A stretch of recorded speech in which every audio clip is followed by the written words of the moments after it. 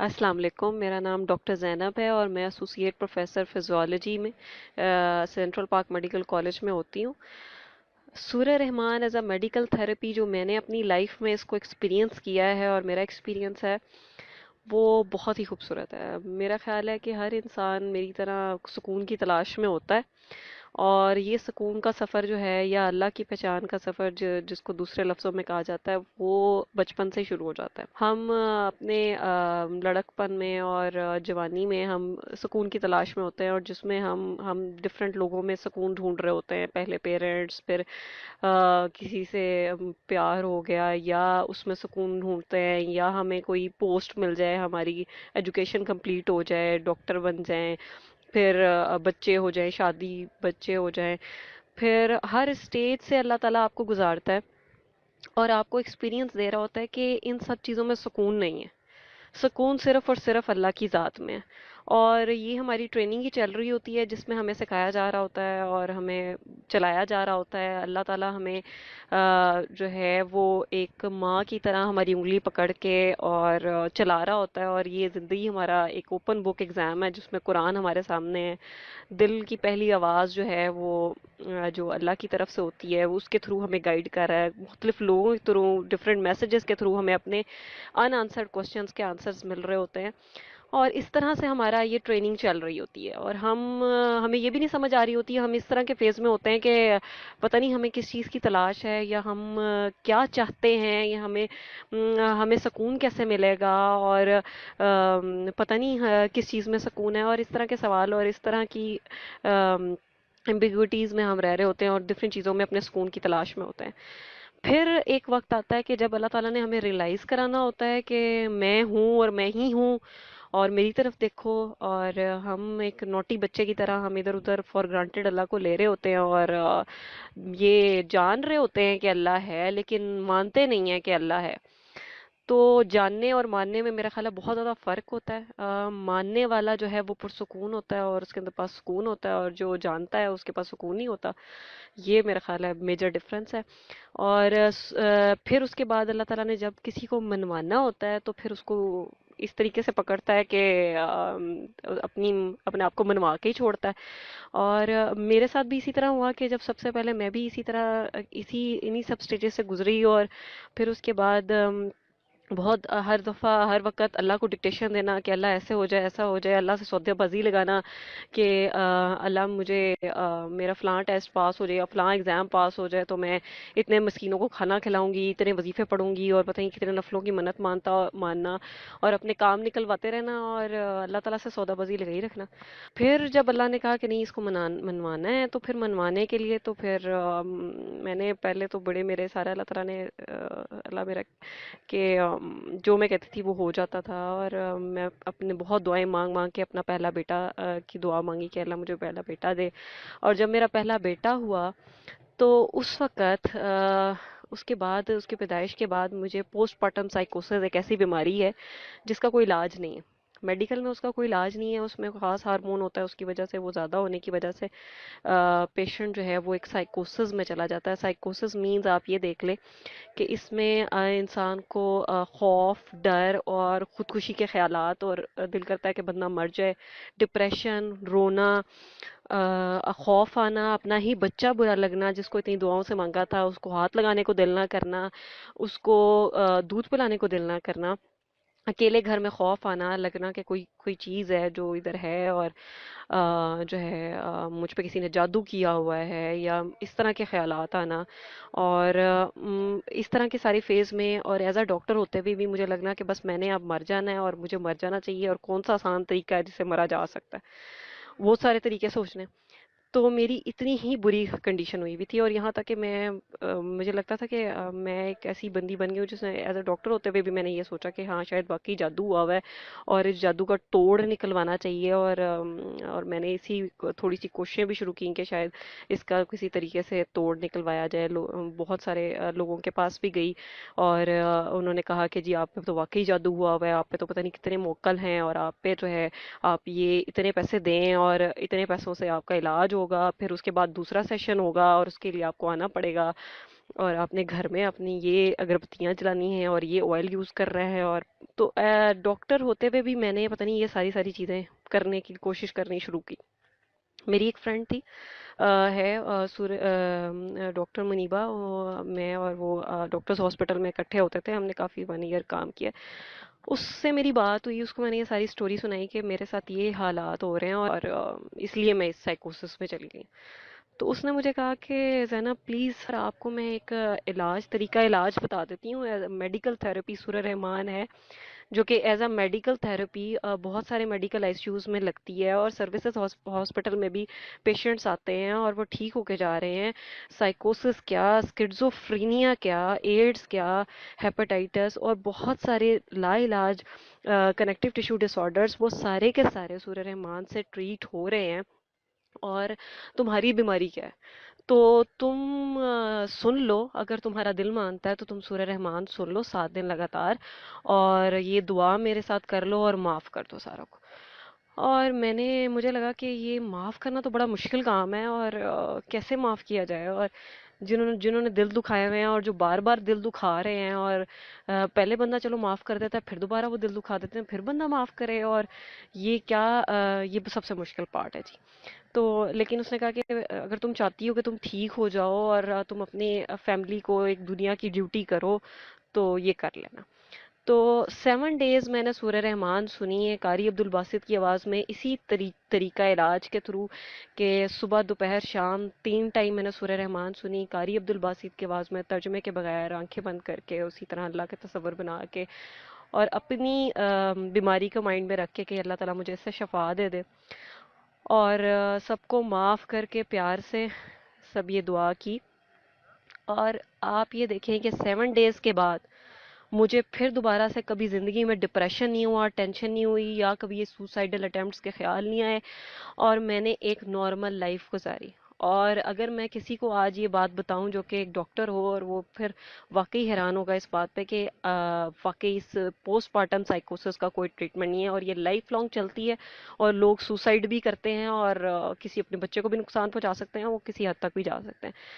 तो ये मैं ठीक हुई हूँ, तो उसके बाद मेरी फ्रेंड ने, डॉक्टर मुनीबा ने मुझे कहा कि ज़ैनब इसका हदिया ये है कि तुमने अब आगे भी लोगों को बताना है, और यही इसका हदिया है। तो उसके बाद मुझे लगा कि ये एक यूनिवर्सल ट्रुथ है, जो भी बता देगा, जो भी बताता है उससे दूसरा ठीक हो जाता है। शर्त ये है कि वो माफ़ करके प्यार से दिल साफ करके ये दुआ करे और सूरह रहमान 7 डेज इसी तरीके से सुने। उसके बाद मैंने अपनी आंखों के सामने अपनी मदर, जो कि मस्कुलर डिस्ट्रॉफी की पेशेंट थी, उनको हमने सूरह रहमान सुनवाई। मस्कुलर डिस्ट्रॉफी में सारे पट्टे कमज़ोर हो जाते हैं, और आपके जो सांस के पट्टे हैं वो भी इन्वॉल्व हो जाते हैं, और उसके बाद आपको मशीन, एक बाईपैप होती है, वो लगवानी पड़ती है। अब वो लगाती थी, सो नहीं सकती थी, इतनी मिजरेबल कंडीशन थी। आंखों का फालिज हुआ हुआ था, यहाँ तक कि जो नाली खाने की है उसका भी फालिज हो गया था, वो निगल भी नहीं सकती थी, देख भी नहीं सकती थी, एक ही जगह पे उनकी आई फिक्स थी, क्योंकि ऑफ्थेल्मोप्लीजिया जिसको हम कहते हैं वो हुआ हुआ था। सांस के पट्टे इन्वॉल्व हो गए थे, सीधी लेट नहीं सकती थी, वो मशीन लगती थी तो वो प्रेशर से सांस देती थी और वो सांस आता था। अगर वो मशीन ना लगे या लाइट ऑफ हो या जो मसला हो, तो फिर उसकी वजह से मेरी मम्मी सो भी नहीं सकती थी। तो हमने जब मैं ठीक हुई थी तो मैंने भी फिर उनको कहा कि आप सूरह रहमान सुने, मैं तो ठीक हो गई हूँ, अब आप भी ये सुन के देखें। फिर मेरी मदर ने सूरह रहमान 7 डेज हमने उनको भी सुनवाई, और वो सूरह रहमान से बिल्कुल ठीक हो गई, और उनकी बाईपैप मशीन उतर गई, वो चलने फिरने लगी और खाने पीने लगी, और हमारे घर के सारे छोटे मोटे काम भी करने लगी माशाल्लाह। और जो कि इमोबलाइज थी पहले, अब मोबलाइज भी हो गई। और ये भी एक बहुत बड़ा मेरेकल था हमारे सामने, कि हमारी मदर जो है, वो जो कि एक मस्कुलर डिस्ट्रॉफी की पेशेंट है, जो कि आजकल बाहर अमेरिका हो, इंग्लैंड हो, पूरी दुनिया में इसका कोई इलाज नहीं है, और वो ठीक हुई है। मेरी बहन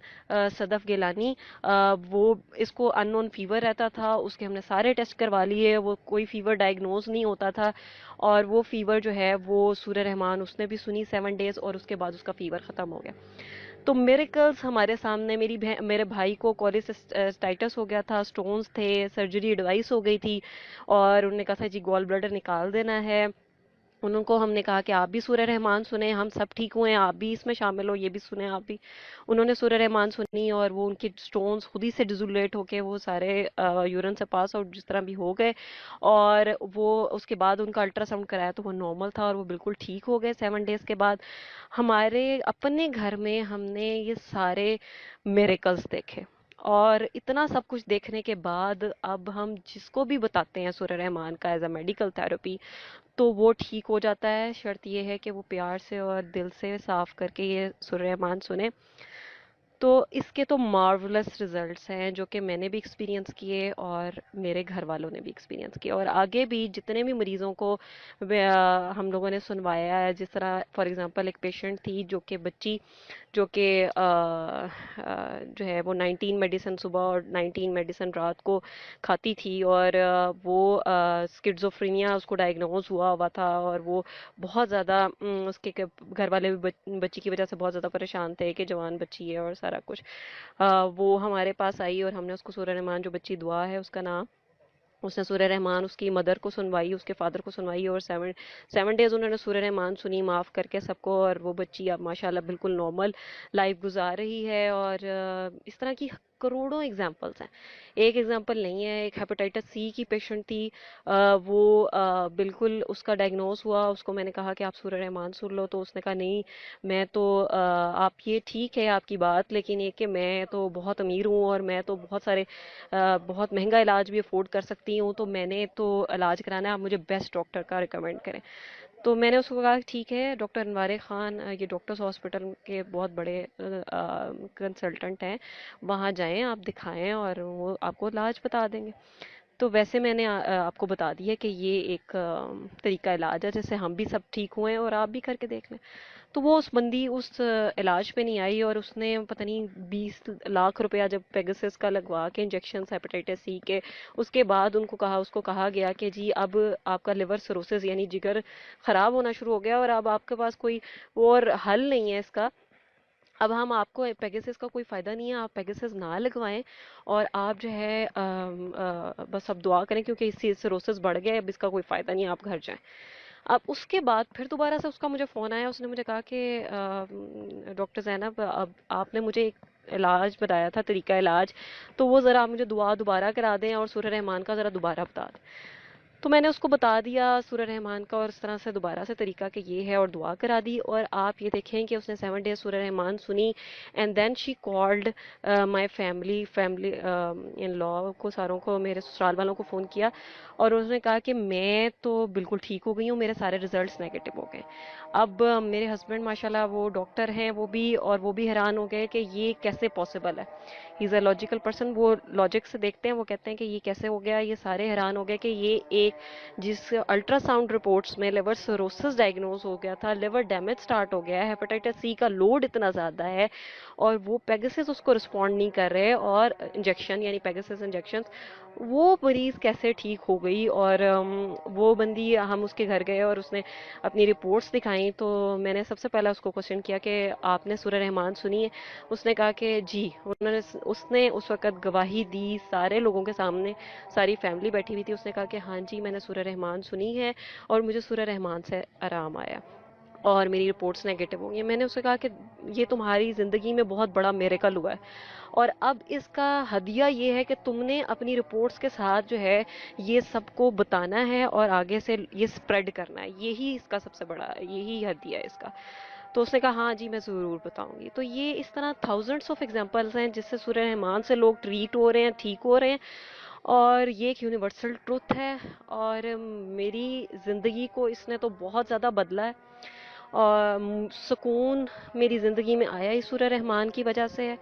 और इस दुआ की वजह से है। ये आपकी किरदार साजी भी करती है और आपको अल्लाह से जिस खूबसूरती से जोड़ती है और बताती है कि अल्लाह ही है,